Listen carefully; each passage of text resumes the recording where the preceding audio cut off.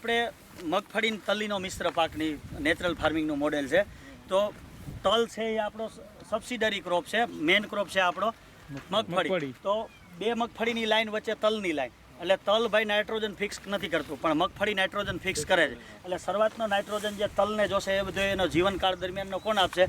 મગફળી. તલ આપણે મગફળીથી વહેલા પાકી જાય, તલ હાર્વેસ્ટ થઈ જાય, બાકીના એના જે વધશે એના રેસિડ્યુ એ બધા આપણે આને મલ્ચિંગ કરી દેવું. અને આ તમે મગફળી જોઈ લો, આપણે આ ગિરનાર 4 વેરાયટી છે, બરાબર.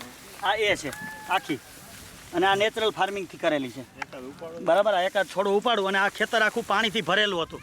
આ હમણાં પાણી આ ડ્રેઇન થયું, આ તે પછીનો ગ્રોથ છે, બરાબર. કોઈ આમાં યુરિયા નથી નાખેલું, કોઈ ડીએપી નથી નાખેલું, કોઈ રોગ જીવાત નથી અર્લી ટીકા નથી લેટ ટીકા, બરાબર. ઇન્સેક્ટનું ડેમેજ એકદમ નહીવત છે, જે આપણે ઇકોનોમિક થ્રેશોલ્ડ લેવલ પાસે નથી.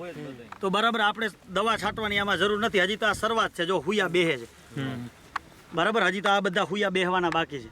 અને જમીન એકદમ પોચી રહી, એટલે તમારે સુયા બેહવામાં કોઈ તકલીફ નહીં. જો બધા જ સુયા બેહી ગયેલા છે, બરાબર. જમીન આપણે શું છે, મોનોક્રોપિંગ કરીએ, જમીન ટાઈટ થાય, વારંવાર કલ્ટિવેશન કરીએ, જમીન ટાઈટ થાય. આમાં આપણે બેડ બનાવવા પછી કોઈ પણ જાતનું કલ્ટિવેશન કરેલું નથી. આ એમને આખું આ બનાવેલું છે નેચરલ ફાર્મિંગના આયામોથી જ.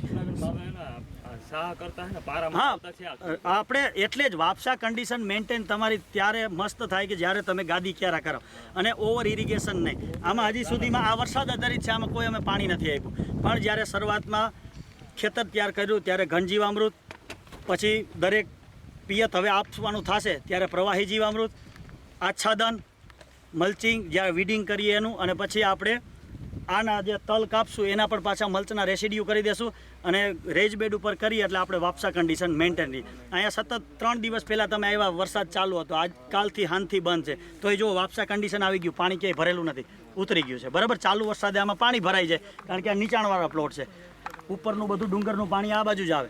પણ જેવો વરસાદ બંધ થાય, જમીનમાં અળસિયા એટલા છે કે એના છિદ્રોમાં પાણી અંદર વહી જાય, કોઈ વોટર લોગિંગ કન્ડિશન રહેતી નથી, અને ડાયરેક્ટ બીજા ત્રીજા દિવસે અમારે વાપસા કન્ડિશન તૈયાર થઈ જાય. એટલે એક્સેસ મોઇસ્ચર છે બધું નીકળી જાય. અને આપણે આ મગફળીની તમે કન્ડિશન જો, બરાબર. એટલે પ્રાકૃતિક કૃષિથી બધા જ પાક સારી રીતે થાય, પણ આપણે મોનોક્રોપ અવોઇડ કરવાનું છે, મિક્સ ક્રોપિંગમાં જવાનું છે, જે એકબીજાના પૂરક પાકો હોય, એકબીજાને નાઇટ્રોજન આપે, અને પૂરી પદ્ધતિથી આપણે પાંચેય આયામોનો ઉપયોગ કરવાનો છે.